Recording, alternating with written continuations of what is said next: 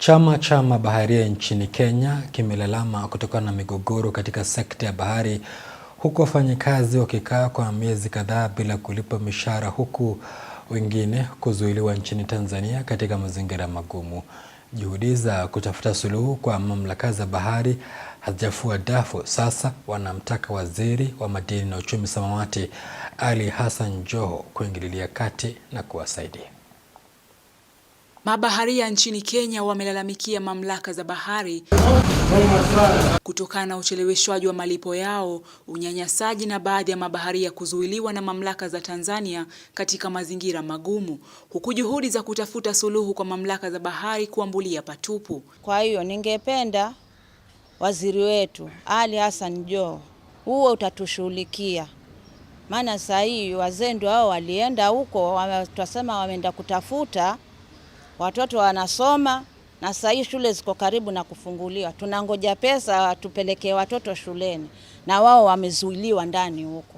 Sasa hatuelewi tutafanyaje. Kwa hiyo ningeomba serikali itusaidie, wasaidie wale mabaharia ambao wako ndani waweze kuachiliwa na warudi nyumbani. Mwajiri wetu akawa hatulipi mishahara, hatuna chakula, mazingira mambovu, hata maji hakuna, tukawa hatupate.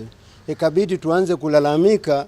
Akajitokeza tajiri mmoja akatupa kitu kidogo tu na akatuomba tuondoke melini, kwamba baada ya wiki mbili atatumalizia deni tuliokuwa tunadai. Na muda wote tumefanya miezi 5 hiyo hatuna mshahara. Kwa hivyo hivi bado tunadai mshahara miezi 4 hiyo. Chama hicho kimemtaka Waziri wa Madini na Uchumi Samawati Ali Hassan Joho kuingilia kati na kushughulikia matatizo yao, pamoja na uchunguzi wa meli ambazo zinasimamiwa na wakala asiye na nyaraka halali. Na mimi namuomba Waziri Ali Hassan Joho, haya maneno hayaendi vizuri. Hatuwezi endelea hivi kila siku waziri. Mimi nakuomba pale ilipofika, zungumza na wale watu ambao wako kwa hizo ofisi zako. Jaribu kuuliza shida ni nini. Sisi kama mabaharia tunahitaji haki zetu, na kuomba mshahara ni haki zetu za kimsingi kulingana na katiba ya leba na hata za kimataifa. Na huyu mwenye kusimamia hizi meli, kuna Tijara, kuna Kivu, kuna Ocean Eagle, Ocean Sniper, zote zinasimamiwa na mtu mmoja. Na ukiangalia huyu mtu mwenye Kenya Maritime Authority wanajua hana vibali.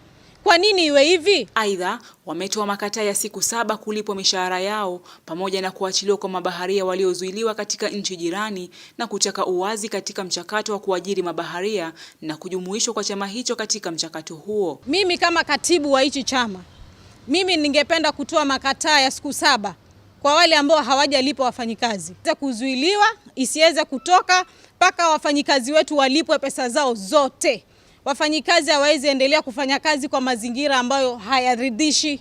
And then just to speak on a few issues regarding the youth in Kenya, right from training to certification and even getting the jobs, we are asking for transparency in the maritime sector because we don't know how selection is being done. Sebastian Maria, Undugu TV.